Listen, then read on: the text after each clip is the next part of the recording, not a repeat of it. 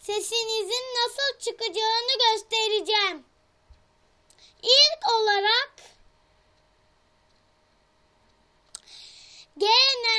genele tıklıyoruz. Oradan gelişmişe tıklıyoruz.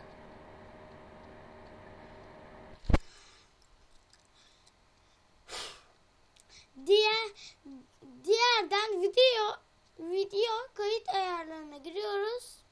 Birincide mikrofon,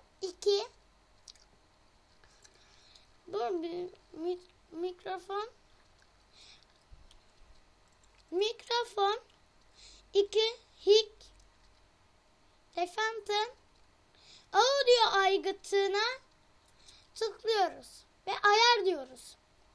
Windows 8.1 Wasabi olacak.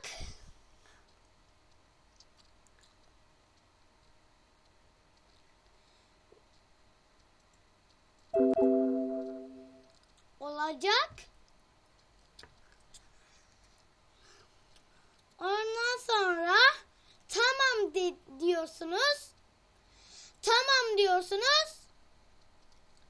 Ve bitti.